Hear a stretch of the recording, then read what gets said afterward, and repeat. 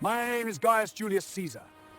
I conquered the fierce lands of Gaul, crossed the Rubicon, and changed Rome from a republic into an empire. I did that. You know the fate. Now listen to my story.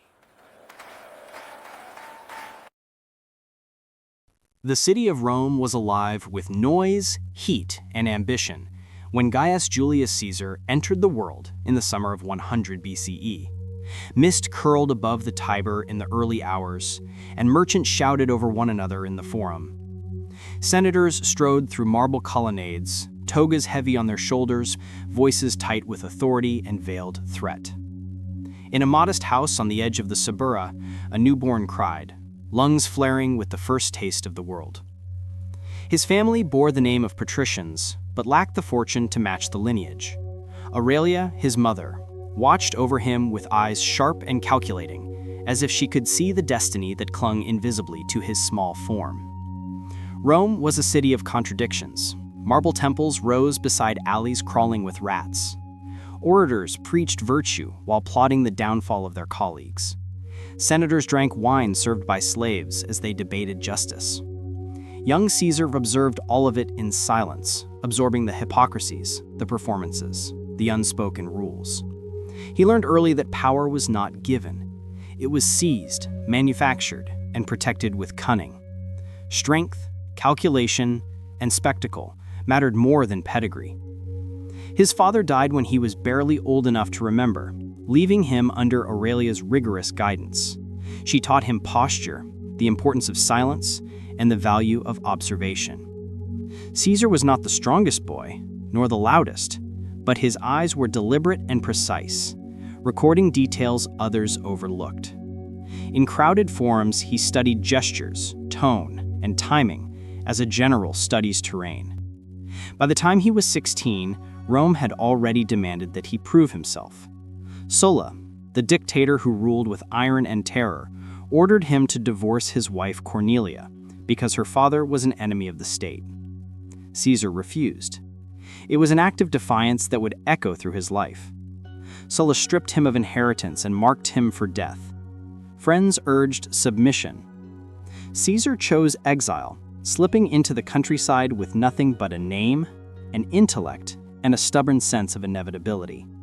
Sulla later murmured, "There is many a Marius in this young Caesar," sensing perhaps the storm behind the calm gaze of the boy who had refused to bow. Exiles hardened him. He joined the Roman army in Asia Minor, discovering not bloodlust, but clarity, purpose, and the mechanics of command. Battle stripped away pretense. Men revealed themselves under fire. Caesar slept beside his soldiers, shared their hunger, and marched with them in mud and rain. Loyalty was not demanded, it was earned. On one occasion, Roman troops hesitated before a fortified city. Caesar seized a shield, climbed the wall under a hail of arrows, and inspired his men to follow. The city fell. His superiors awarded him a civic crown. Yet the soldiers witnessed something more, the emergence of a leader who embodied courage, intelligence, and inevitability. Later, during a voyage, pirates captured him. They demanded 20 talents as ransom. Caesar laughed, insisting they ask for 50, asserting that even in chains his value was not negotiable. He spoke to them as if they were students, lecturing, joking, and commanding respect. He promised with unnerving calm that he would return to punish them. When freed, he raised a fleet, pursued the pirates, and executed them. Justice carried out not from cruelty, but principle. Caesar understood that authority demanded consequences. Back in Rome, the Republic was frail and decadent. Senators cloaked greed in tradition. Generals masked ambition as patriotism. Caesar studied the city as a physician examines a dying patient, diagnosing the rot without alarm, understanding that transformation was inevitable. He began the climb through the cursus honorum, the ladder of Roman offices. As a young orator, he captivated crowds with precision, rhythm, and intelligence. He attacked corrupt governors in court, defended citizens without power, and demonstrated mastery over law, language, and persuasion. The people adored him. The Senate feared him. Alliances were essential, and Caesar wielded them with skill. The first triumvirate, an informal pact with Pompey, Rome's celebrated general, and Crassus, its wealthiest man, secured his political foothold. Yet Caesar's ambition exceeded partnership. He turned his gaze northward to Gaul, a land of forests, rivers, and fierce tribes. It was both a challenge and opportunity. The Senate, wary yet compelled, granted him command, underestimating his vision, discipline, and audacity. His legions marched into Gaul with precision. Pine-scented forests, damp earth, and cold winds became witnesses to strategy and endurance. Tribes resisted fiercely, yet Caesar's campaigns combined military genius with psychological insight. Early victories demonstrated the speed, coordination, and flexibility that would define his command. But as he advanced, resistance coalesced under the charismatic chieftain Vercingetorix. The struggle evolved into more than conquest. It became a contest of will, intellect, and reputation. Caesar recognized the political stage of Gaul. Each victory, each siege, each diplomatic maneuver reinforced his authority in Rome. Reports, meticulously written, circulated through the city. They were propaganda as much as military record. Crafted narratives demonstrating inevitability, competence, and the grandeur of Rome. Forests echoed with the clash of steel. Rivers ran red. Fortresses fell. Bridges rose across torrents in days. Tribes that had stood for generations were subdued by discipline, ingenuity, and Caesar's relentless initiative. Soldiers revered him. Enemies feared him. Rome began to grasp that he was no ordinary man. And still, Caesar's ambitions stretched beyond Gaul. He understood that destiny awaited not just on the battlefield, but across the Rubicon in a city of marble and intrigue that would tremble under his presence. The republic he left behind was fragile, distracted, and jealous. But Caesar, forged in the crucible of battle and exile, knew that greatness demanded audacity, risk, and the readiness to seize history when it called. He had become more than a general, more than an orator.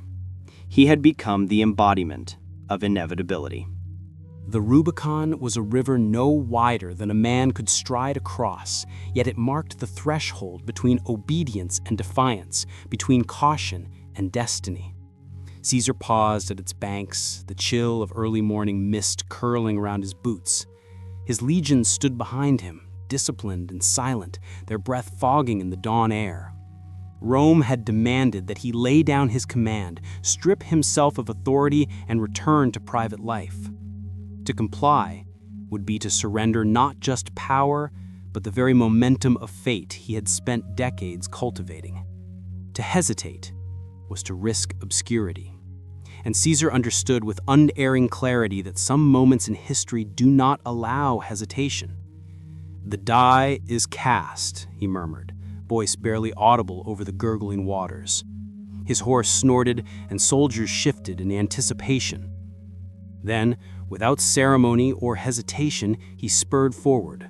The legions followed, crossing the Rubicon into legend. The Republic had not yet fallen, but its fragile framework trembled under the weight of Caesar's choice. Word of his crossing spread like wildfire, igniting panic and awe alike. Senators fled, some to Pompeii, others to uncertain exile, leaving Rome vulnerable and restless. Civil war unfolded across Italy with a speed and intensity that tested every lesson Caesar had learned in Gaul. Pompey, once ally, now adversary, commanded troops loyal to the Senate, seeking to check Caesar's ambition.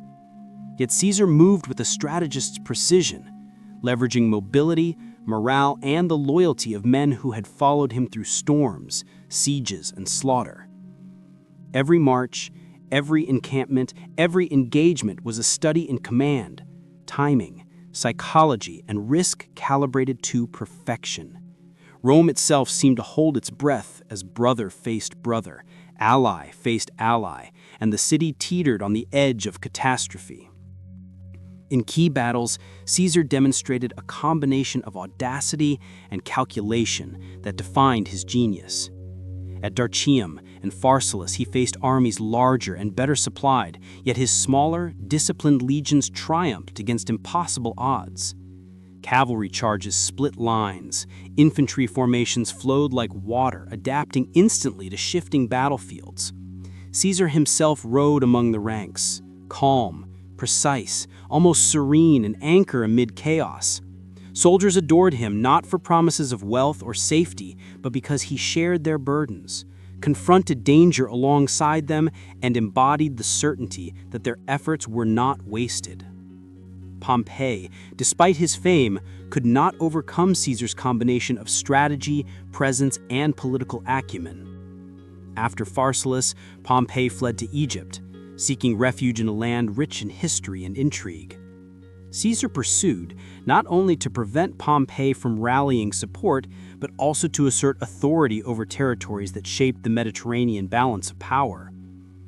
Egypt, a kingdom of golden sands and eternal rivers, presented new challenges. Political labyrinths, rival claimants, and a queen whose cunning matched the man who had conquered Gaul and bested Rome. Cleopatra was 17, brilliant, fearless, and calculating. Their first meeting was theatrical, orchestrated by necessity and destiny. She was rolled into Caesar's chamber in a rug, unveiled with grace and authority. Caesar assessed her as both ally and a strategist. Beauty alone did not command him. Intellect, will, and political insight did. Cleopatra's mind mirrored his own audacity, her ambition a reflection of the force that had driven him from Subura to Gaul to the Rubicon. Together, they plotted against her brother, Ptolemy XIII, and consolidated her claim to the throne, intertwining the destinies of Egypt and Rome in ways that would reverberate for decades. Caesar navigated Alexandria with the same combination of insight and decisiveness that had guided his legions. The library, though already scarred by conflict, symbolized the breadth of human knowledge, ambition, and power. Here, he planned, counseled, and commanded. Egypt became both stage and laboratory for his vision, a place to demonstrate strategy, diplomacy, and authority simultaneously. The Nile itself seemed to bend beneath the weight of his presence. With Cleopatra, he negotiated, celebrated victories, and cemented an alliance that would redefine the Eastern Mediterranean. Rome watched from afar as Caesar's influence expanded. His victories, once military, now carried political resonance. Every decision, every alliance, every letter sent back to the Senate was a demonstration of control. Citizens admired him, generals respected him, and opponents feared him. Yet even in triumph, Caesar remained acutely aware that the consolidation of power demanded subtlety as much as strength. Egypt was a victory not just of arms, but of perception, a testament to the seamless intertwining of politics and strategy. Amid these triumphs, Caesar implemented reforms. Grain distribution stabilized Rome's volatile populace, debt laws were restructured, and colonies were founded for veterans returning from campaigns. The calendar was recalibrated, public works commissioned, and civic order reinforced in ways that combined practicality with the permanence of vision. Each act, though popular, unsettled senators who clung to the myth of a republic unthreatened by singular authority. Caesar's genius was to exert dominion without breaking the fragile traditions that lent Rome its legitimacy. He ruled, but he allowed the illusion of choice, blending fear and admiration into a system that reinforced his inevitability. The Egyptian campaign also revealed Caesar's personal complexity. His relationships were never mere indulgences. They were extensions of strategy, tools to cement authority, and instruments of survival. With Cleopatra, he exercised both intellect and empathy. He balanced loyalty with pragmatism, passion with necessity, demonstrating a rare combination of human depth and calculated foresight. Rome's political stage required actors capable of both, and Caesar was master of the performance, aware that public perception could be as decisive as any army. As winter fell over the Nile, Caesar considered the larger picture.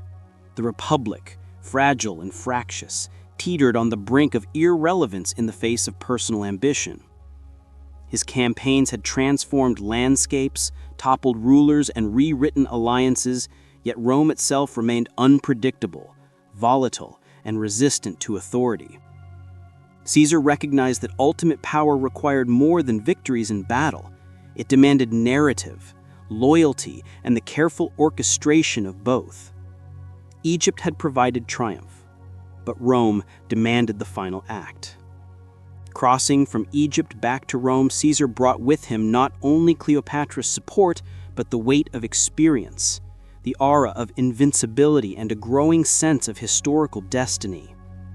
He had conquered Gaul, survived civil war, outmaneuvered Pompey, and manipulated foreign courts with genius. Yet the true challenge awaited in the streets, forums, and Senate chambers of his own city. Every reform, every speech, every move was now both a continuation of his vision and a prelude to confrontation with those who still feared the inevitability of his ascendancy. Rome, teetering between fear and reverence, awaited the return of its most formidable citizen. Senators whispered, citizens speculated, and soldiers prepared for orders that would echo across the Mediterranean. Caesar understood that history was not shaped by those who wait.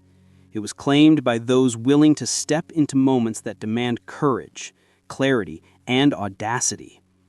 And so as he approached the heart of the Republic, he carried with him the triumphs of Gaul, the lessons of civil war, the alliances of Egypt, and a vision that would redefine Rome forever.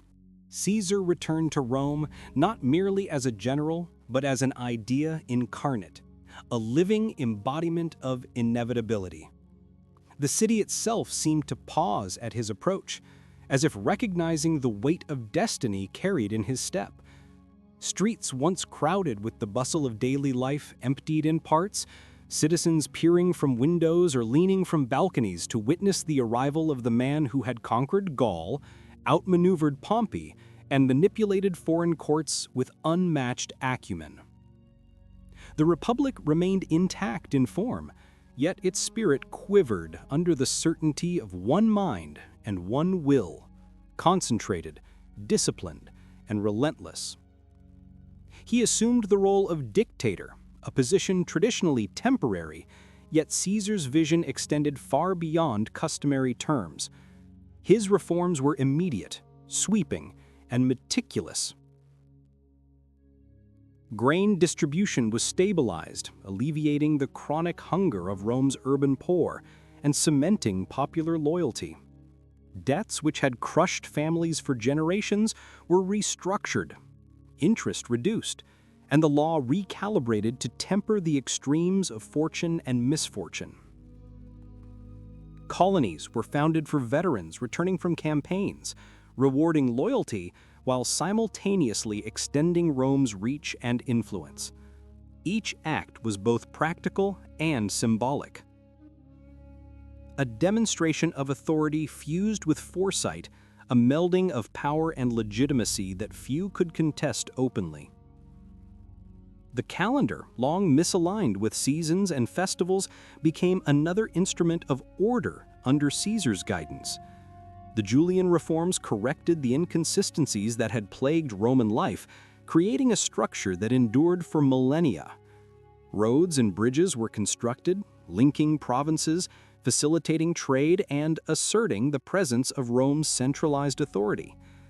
Yet all these acts, while celebrated by the people, unnerved senators, accustomed to a republic in which power was diffuse, negotiated, and personal.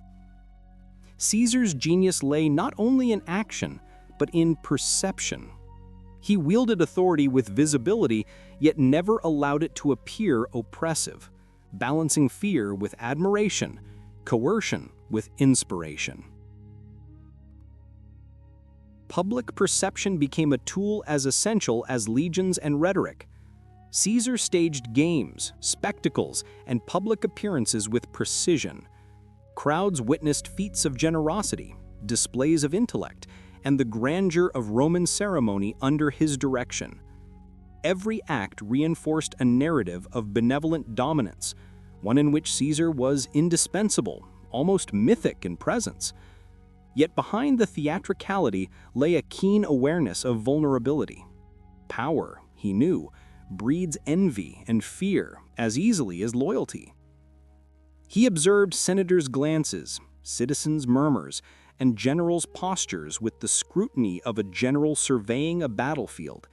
Every gesture held potential threat, every expression a map of shifting alliances. Despite widespread admiration, the undercurrents of resentment festered among the elite. Senators whispered in corridors, conspiracies forming in shadowed chambers, driven by fear that Caesar would destroy the Republic to satisfy personal ambition. Some saw him as a tyrant, others as a savior. But no one could deny that he had rewritten the rules of Roman authority, blending charisma, intellect, and administrative genius into a force that could not be ignored.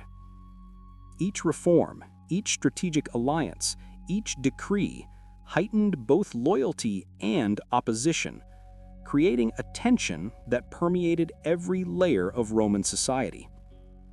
The theater of politics became a delicate dance.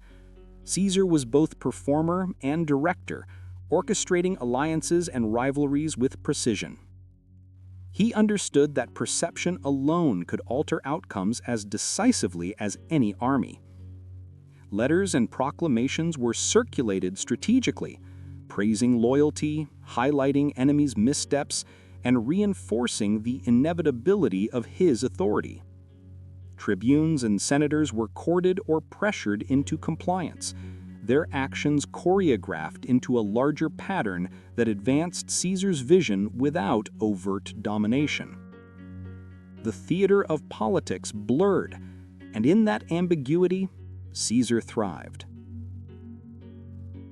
Yet even as he consolidated power, threats multiplied. Fear and envy coalesced into plots, and whispers of assassination floated through marble halls. Brutus, Cassius, and other senators, once allies or protégés, became the nucleus of resistance. They claimed fidelity to the Republic as their motive, yet they were haunted by the recognition that Caesar's charisma, intellect, and authority were beyond containment. They feared history would remember him as a king rather than a citizen, and in that fear, they plotted. Their preparations were careful, deliberate, and patient. Each conspirator understood that timing, proximity, and secrecy would determine the success or failure of their audacious plan.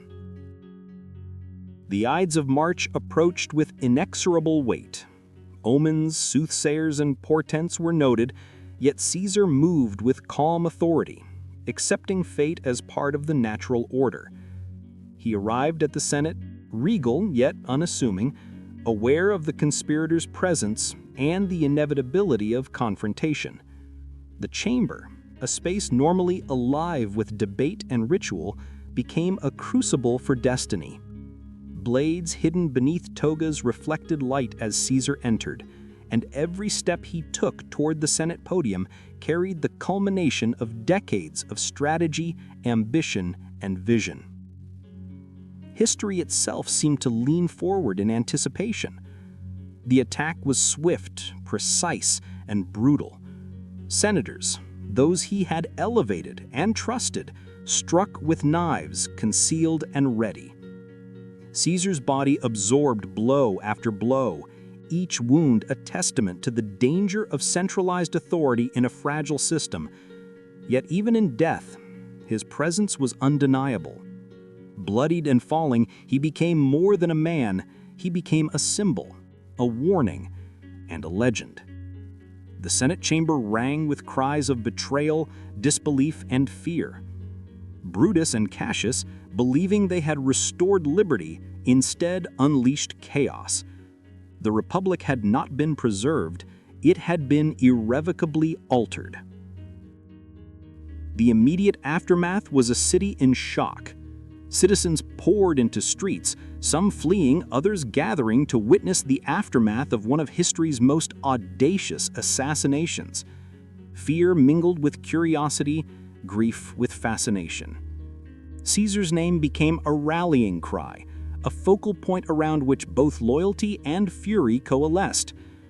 Mark Antony, Caesar's loyal friend and co-strategist, seized the moment with unparalleled acumen. Standing before the bier, he addressed the crowd with words that would echo across centuries, a blend of mourning, outrage, and calculated incitement. His speech transformed grief into fury, and the citizens erupted in violent demonstration against the conspirators. The Republic, already unstable, teetered further into chaos. Caesar's death did not conclude his influence, it magnified it. The political vacuum ignited conflicts across Italy, with Antony and the young Octavian, Caesar's adopted heir, positioning themselves as heirs to both power and vision. Octavian, only 18, but possessing precocious intellect and strategic insight, understood that Caesar's legacy was as much about perception as policy. He invoked Caesar's memory, cementing loyalty among soldiers and citizens alike. Antony commanded legions and inspired revolt through fiery rhetoric, while Octavian meticulously consolidated political authority. Together, they reshaped the Republic's remnants, transforming grief into strategy, chaos into order, and personal loyalty into instruments of enduring influence. Rome, in the wake of Caesar's assassination, was unrecognizable.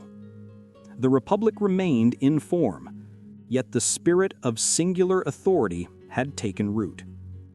Citizens, generals, and senators alike realized that no death could erase the momentum of vision, courage, and intellect that Caesar embodied. His reforms, military genius, and psychological mastery became a blueprint for those who sought power and a cautionary tale for those who underestimated it. In life and death, Caesar had redefined the possibilities of human ambition, governance, and the delicate balance between fear and reverence that sustain empires. With Caesar gone, the city of Rome seemed suspended in a fragile, uneasy calm. Streets, once alive with the chatter of politics and commerce, hummed with tension. Citizens whispered in corners, merchants paused mid-sale, and senators studied one another with suspicion.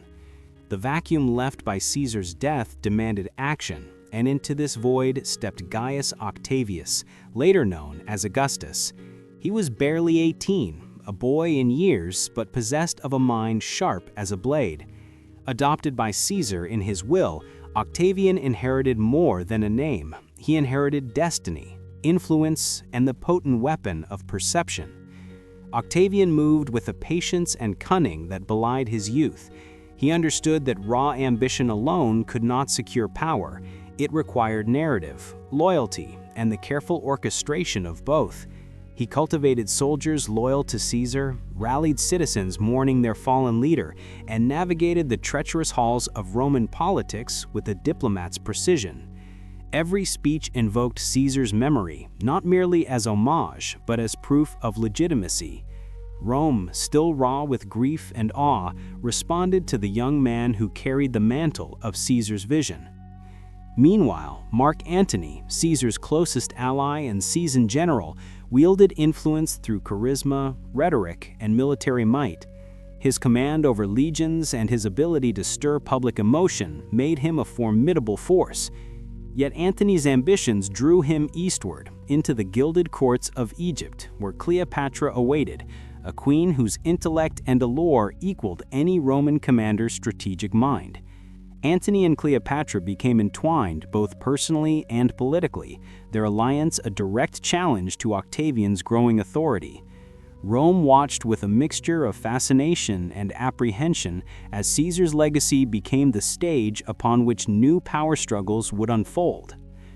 The tensions between Octavian and Antony escalated, blending strategy, politics, and propaganda into a high-stakes contest for supremacy. Octavian's campaigns in the West consolidated power through disciplined armies, civic reform, and the careful manipulation of public perception. Antony, caught between Rome's expectations and Cleopatra's influence, found his position increasingly precarious. The Nile had provided victories and alliances, yet it also exposed vulnerabilities, particularly in the eyes of Roman citizens who perceived loyalty to Rome as paramount. Conflict became inevitable. The Mediterranean itself became a theater of war, culminating in the Battle of Actium. Octavian's fleet, disciplined, strategically positioned, and led with foresight, confronted Antony and Cleopatra's forces under the shimmering sun. Ships collided in metallic chaos, the water turning dark with struggle. Caesar's shadow loomed over both sides. His tactics, strategies, and the loyalty he had inspired now reverberated through their actions. Antony fought valiantly, Cleopatra maneuvered with intellect and courage, yet Octavian's meticulous preparation and moral claim to Caesar's legacy prevailed. Actium was decisive. Antony and Cleopatra's forces were routed. The queen and general fled to Alexandria, their final refuge crumbling beneath the weight of inevitability. When they took their lives, the Mediterranean kingdoms and Roman provinces collectively exhaled, acknowledging the transfer of authority. Octavian emerged not only victorious, but as the uncontested arbiter of Rome's destiny. The Republic, though intact in law, had transformed fundamentally. Governance now rested in the hands of a single man, but Octavian's genius lay in presenting this consolidation as the continuation of tradition rather than a rupture of order. The consolidation of power required more than military victory. It demanded the crafting of institutions, perceptions, and precedent. Octavian restructured the Senate, maintaining its appearance while ensuring loyalty. Provinces were organized under central authority, armies placed under his control, and reforms implemented with care to avoid the perception of tyranny.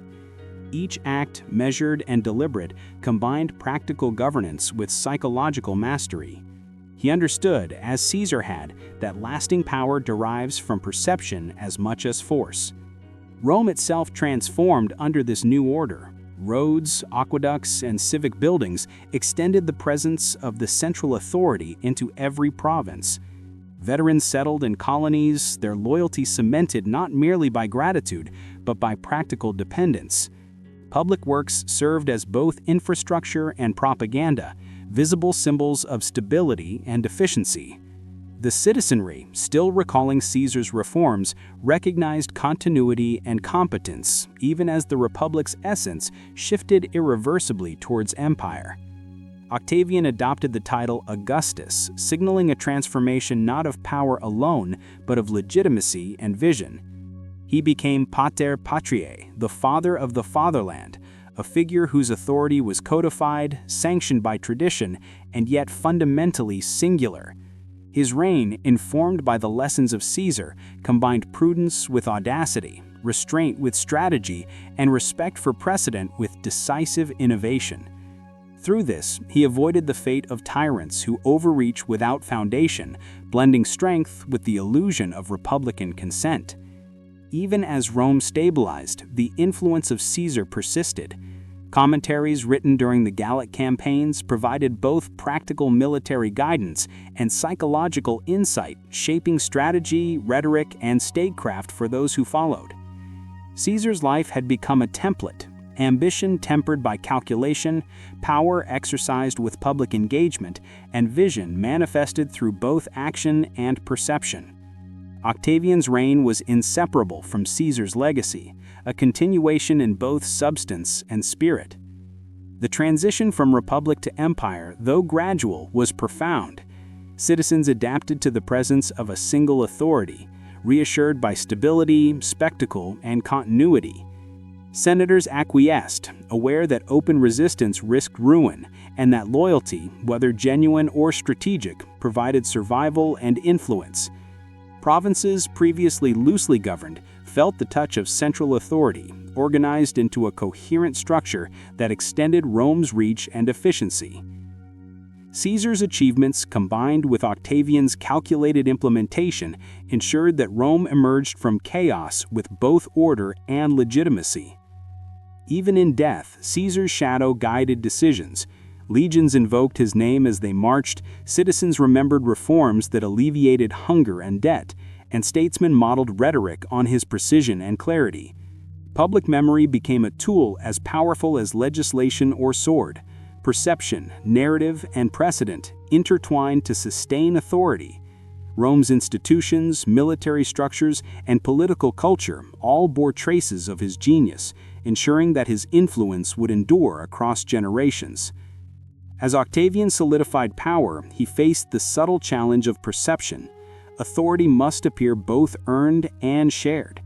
He balanced generosity with discipline, enacted laws with foresight, and curated public image meticulously. Festivals, games, and public speeches reinforced loyalty, while administrative reforms ensured efficiency. The machinery of empire, delicate and complex, was informed by Caesar's principles. Leadership must combine courage, vision, intellect, and the ability to inspire loyalty through action, rhetoric, and symbolic gesture. The Mediterranean, once the stage of Caesar's campaigns and Cleopatra's intrigues, now bowed to a singular authority. Rome's transformation into an empire was neither abrupt nor violent alone. It was a product of calculation, public engagement, and the careful orchestration of loyalty and narrative. Octavian's genius lay in recognizing that Caesar had demonstrated both the possibility and the method. Power consolidated, respected, and legitimized could endure, shaping civilization long after the individual had passed. In this era of transition, Rome became both a memory of what had been and a vision of what could be. Citizens, soldiers, and statesmen alike witnessed the culmination of ambition tempered by strategy. The Republic's rituals remained, yet its substance evolved, codified under Augustus's guidance.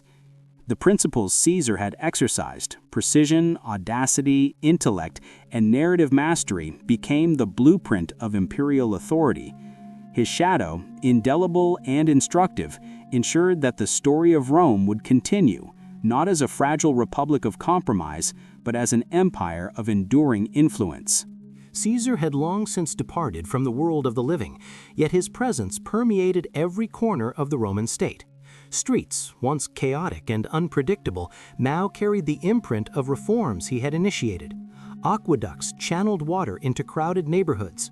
Roads stretched across provinces, and public spaces reflected the authority of a man who understood both the needs of citizens and the symbolism of permanence. Rome, transformed by his vision, was a living monument to the reach of intellect and audacity. The legions he had commanded, trained in discipline and loyalty, continued to embody his methods and ideals. Soldiers carried not only weapons, but stories of campaigns in Gaul, of battles against impossible odds, of loyalty earned through shared hardship. These tales were recounted in encampments, around fires, and in the halls of power, keeping alive the memory of a general who had fused courage, intellect, and strategy into an almost mythic figure. Caesar's military legacy was more than tactics. It was the embodiment of leadership itself, a template for those who would shape empires in centuries yet to come. Political structures bore his mark as well. The concentration of authority in a single, capable individual became normalized, even codified, through Augustus and subsequent emperors. While the Republic's institutions persisted in form, the principle of centralized command, tempered with respect for tradition and public perception, transformed Rome into an enduring empire. Caesar had demonstrated that power could be exercised decisively without annihilating legitimacy. His life illustrated the delicate equilibrium between audacity and prudence, innovation and continuity. In culture, Caesar's influence was equally profound. Orators and statesmen studied his speeches, emulating cadence, precision, and rhetorical clarity. Historians documented campaigns not merely as military records, but as narratives of leadership, strategy, and psychological mastery. Literature, art, and architecture carried echoes of his life. Triumphal arches commemorated victories. Statues portrayed both realism and idealization, and public inscriptions celebrated civic contribution and virtue. Through these mediums, Caesar transcended mortality, his story shaping the very identity of Rome and the ideals it cherished. Caesar's writings, particularly the commentaries on the Gallic Wars, exemplified his genius beyond the battlefield. They were precise, controlled, and deliberate, a blend of factual record and persuasive narrative. He understood that history is as much a matter of perception as action, and through his prose he shaped the image of himself and Rome for generations. These texts became educational tools, models of strategy, and instruments of propaganda, ensuring that his influence persisted far beyond personal achievement. Scholars, generals, and politicians across centuries would study them, extracting lessons in leadership, strategy, and communication. Yet, Caesar's legacy was not without contradiction. His assassination demonstrated the fragility of even the most brilliant human designs. Senators who feared his ambition believed they were preserving the republic, yet in destroying him, they unleashed instability that paved the way for empire. This tension between idealism and power, between collective governance and singular authority, became a central theme in historical reflection. Caesar's life and death illustrate that greatness is inseparable from risk, and that the ambitions of men can reshape institutions, societies, and civilizations.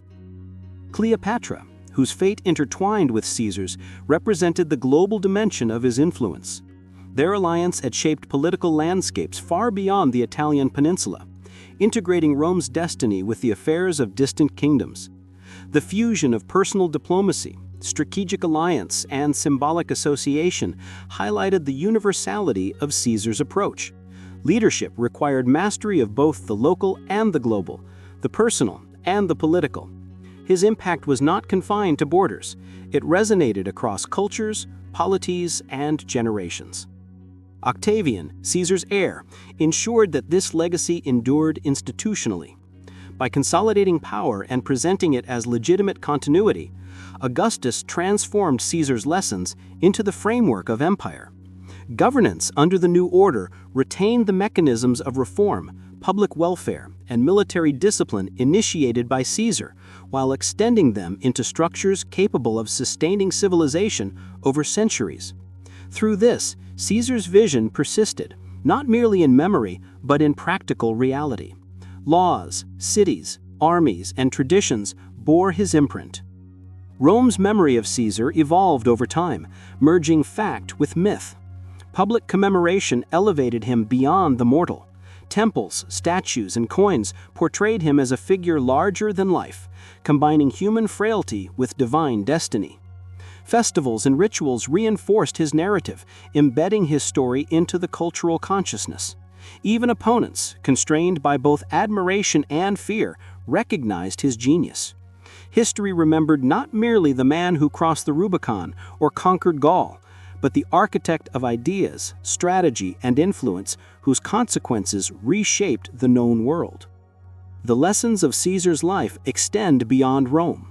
Leadership, as he demonstrated, requires audacity, intellect, and psychological insight. Military skill alone is insufficient. Perception, narrative, and loyalty are equally vital. Governance demands balance, decisiveness tempered by legitimacy, ambition guided by prudence. Caesar's triumphs and tragedies illuminate the interplay between personal ambition and collective order, revealing the eternal tension between innovation and tradition, risk and stability. His story is a template for understanding the mechanisms through which individuals shape history. Even centuries later, Caesar's influence permeates education, literature, and political thought. Statesmen study his campaigns to understand strategy. Historians analyze his reforms to grasp societal transformation. And philosophers reflect on the ethical and psychological dimensions of power. From the classrooms of Europe to the corridors of global leadership, the life of Gaius Julius Caesar remains instructive, emblematic of both human possibility and the consequences of ambition. His life demonstrates that one individual, through intellect, audacity, and vision, can alter the trajectory of civilizations. In art and narrative, Caesar is both subject and symbol.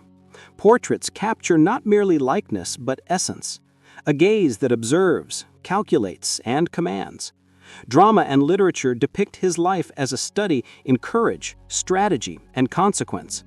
He is invoked as a measure of leadership, a cautionary tale, and a source of inspiration. His presence endures not in monuments alone, but in the collective imagination of humanity, shaping ideals of authority, ambition, and destiny across time and culture. Ultimately, Caesar's legacy is inseparable from the arc of human history. He exemplifies the transformative power of vision, executed with precision. He embodies the potential of leadership to inspire loyalty, reshape institutions, and imprint culture. He demonstrates the risks inherent in ambition and the inevitability of consequence. And he teaches, across the span of centuries, that greatness arises not solely from inheritance or circumstance, but from the deliberate, disciplined, and audacious pursuit of destiny. Rome, its streets, forums, and temples, remains a testament to the enduring impact of one man who dared to redefine possibility. The republic that he altered gave way to an empire, yet the principles, reforms, and strategies he established persisted as the foundation of civilization's evolution. Citizens, soldiers, and leaders alike would continue to measure themselves against his example, understanding that the boundaries of achievement and the depths of ambition are not defined by circumstance, but by courage, intellect, and vision. And so, as the Mediterranean sun sets over the same lands he traversed, as the Tiber continues its eternal flow, the legacy of Gaius Julius Caesar endures, a testament to the power of intellect, courage, and vision, a warning of the fragility of institutions, and an eternal narrative of human ambition shaping the course of history.